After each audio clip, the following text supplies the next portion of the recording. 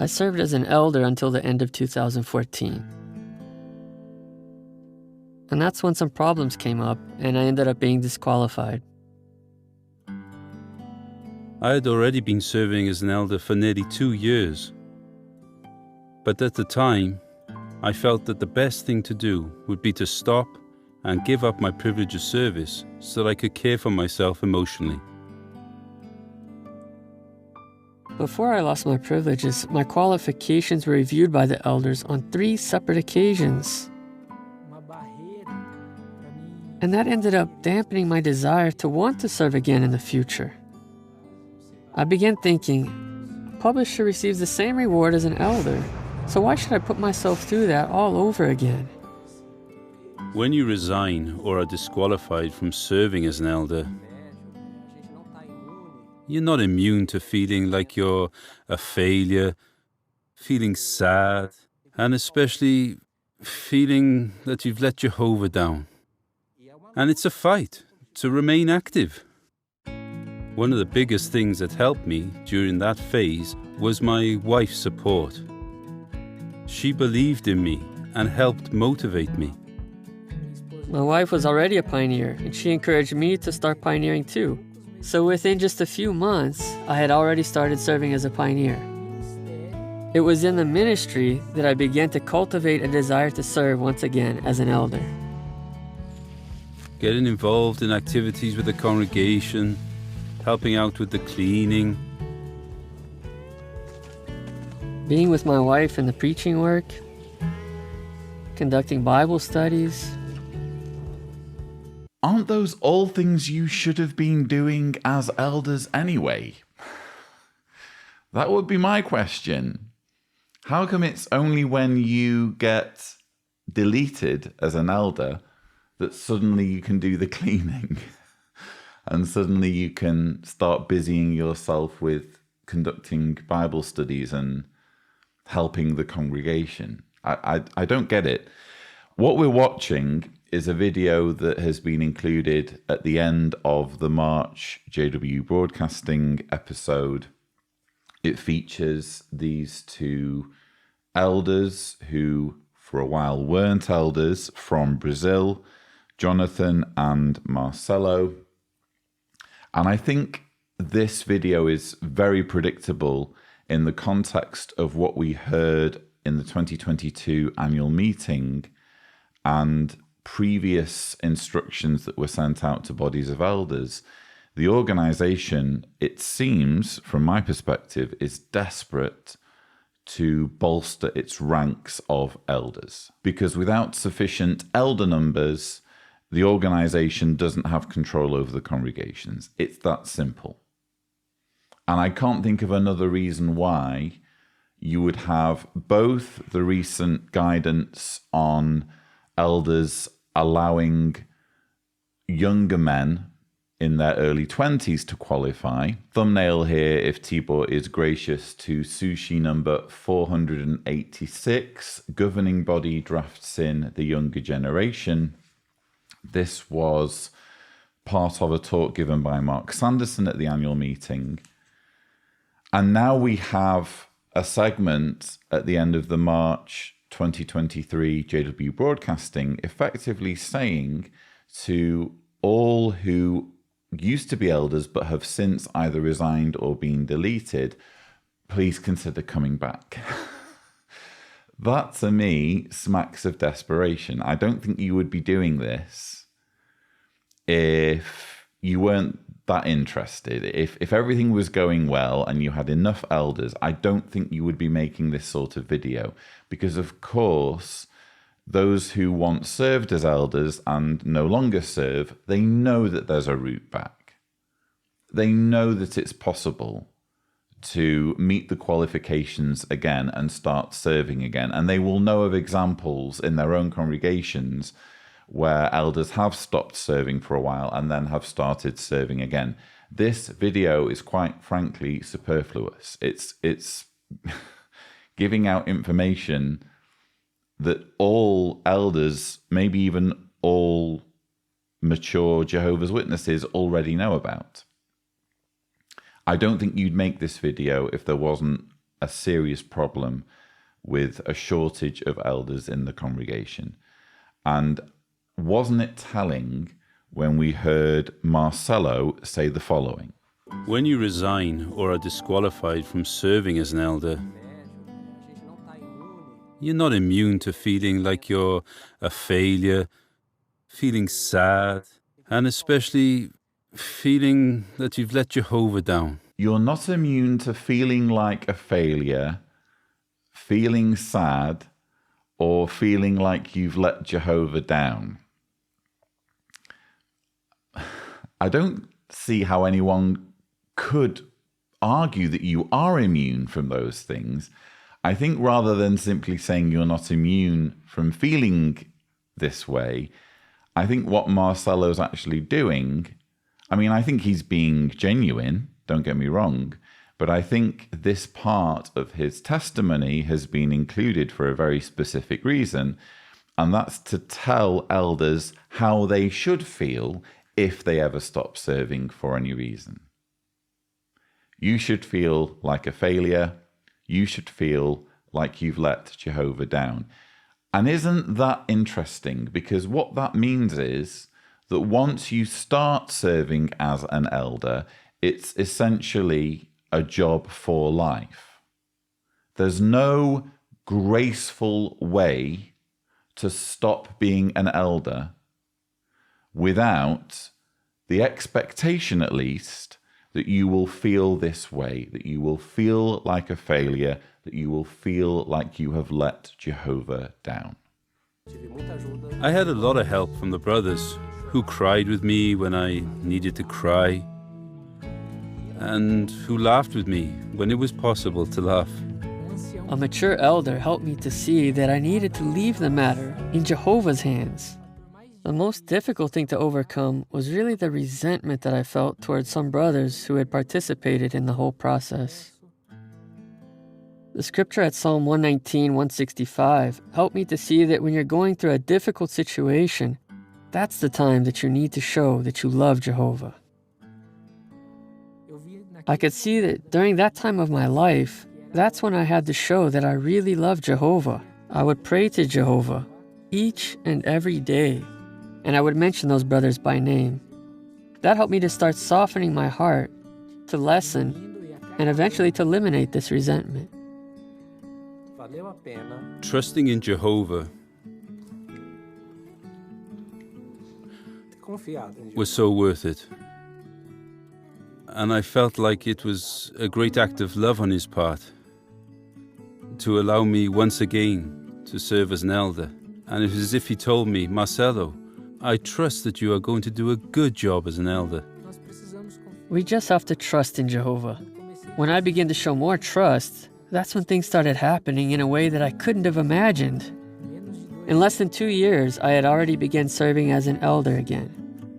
And in 2016, we received an invitation to serve at Bethel.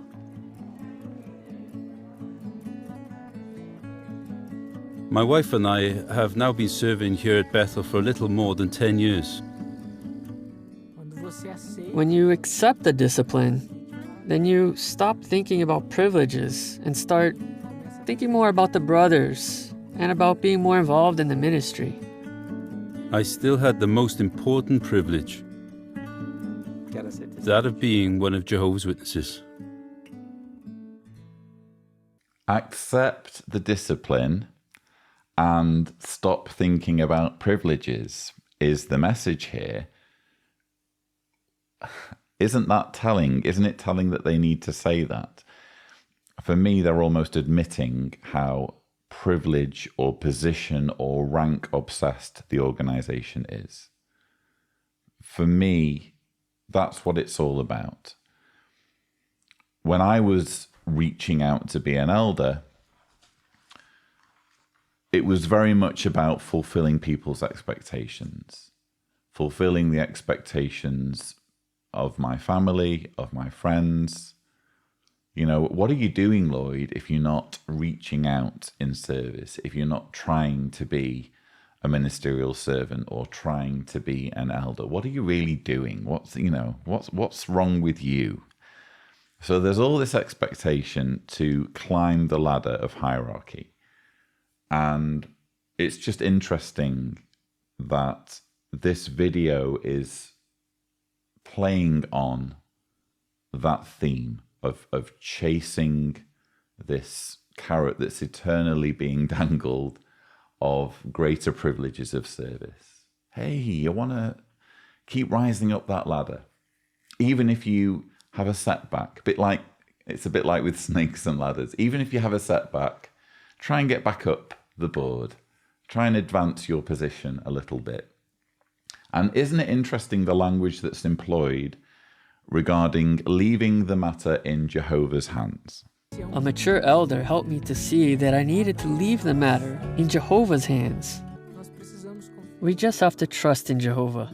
When I began to show more trust, that's when things started happening in a way that I couldn't have imagined. Leave the matter in Jehovah's hands. Just show more trust in Jehovah. He knows what's going on. He's keeping tabs on things. If there's infighting in a congregation among the body of elders, which we now know to be rife, at least to the point where it gets included in convention propaganda, thumbnail here if Tibor is gracious, it's a really common thing, apparently, for elders to be going at each other. And I have first-hand experience of it. In the 12 months that I was an elder, I experienced the politics. I saw firsthand how man-made the whole process is and how much bickering there is and power play and all of that stuff. It all goes on. And it's perfectly conceivable. I mean, I don't know the story with Jonathan, but it's perfectly conceivable to me that either he was a really obnoxious individual who the rest of the elders were desperate to get off the body, or maybe he challenged an elder who was obnoxious and throwing his weight around, and this elder manipulated the rest of the body, to get rid of him.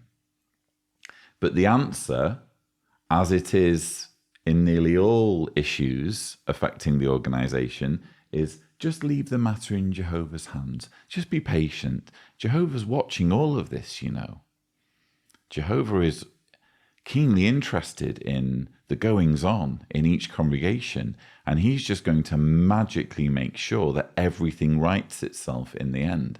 That's the thinking that's encouraged. That's even the thinking that governs the organization's approach to child abuse. For years, in the Shepherd book, specifically the 2010 Shepherd book,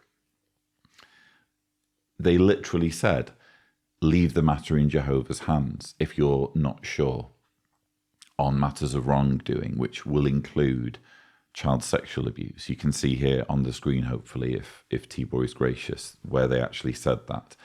And the same section is in the current Elders Shepherd book. It's just that particular wording of leave matters in Jehovah's hands was so damning that they've tuned it down and they've made it a little bit more abstract. But that's the thinking that still governs their approach when it comes to child abuse. Jehovah's going to magically fix everything. We can just leave it all on him. Just be patient. It's all going to work itself out in the end. That is a fundamental flaw at the heart of the Jehovah's Witness organization, especially when it comes to their policies on child abuse. And I also found it interesting, the remedy that Jonathan used to get over his resentment towards the elders who had ousted him. I could see that during that time of my life, that's when I had to show that I really loved Jehovah. I would pray to Jehovah each and every day, and I would mention those brothers by name. That helped me to start softening my heart, to lessen, and eventually to eliminate this resentment. So if you have any sort of resentment towards someone in the congregation, maybe it's someone who has been instrumental in you being knocked down the hierarchy or suffering some kind of loss of privileges. Maybe they've really schemed against you in a very sort of underhanded and vindictive way, what you need to do is just pray every day mentioning their names. And just by this act of repetition, of repeating their names in your head every single day, you're magically going to stop resenting them, and you're going to feel cool about what they did, or find a way of living in denial regarding what they did to you. Isn't that interesting? I think the same, again, as with the leaving the matter in Jehovah's hands, I think the same principle is applicable more broadly among Jehovah's Witnesses. I don't think this is just purely about encouraging elders to come back. And again, you know, this whole video drips of desperation. This is an organization that is short on elders. Maybe too many elders are waking up and leaving, because let's face it, the higher you go in the organization, the more you have a perspective on things. And it really wouldn't surprise me if, especially during the COVID pandemic, a lot of elders just thought, you know what, I'm done with this, you know. This is the time. This is my opportunity to just ease off, to just start my fade. I genuinely think that this is what this video is in response to. But again, the themes apply more broadly. So when it comes to waiting on Jehovah, that's not just an issue for elders dealing with resentment or former elders dealing with resentment. It's applied to such things as wrongdoing, child abuse, crime, and it's applied within the congregation among ordinary Jehovah's Witnesses. If someone does something that's genuinely upsetting, if someone is behaving in a toxic way, you just have to be patient. You just have to expect Jehovah to magically sort things out. And now we're hearing, oh, and another thing you can do, apart from just waiting on Jehovah, is repeat their names in prayer every single day.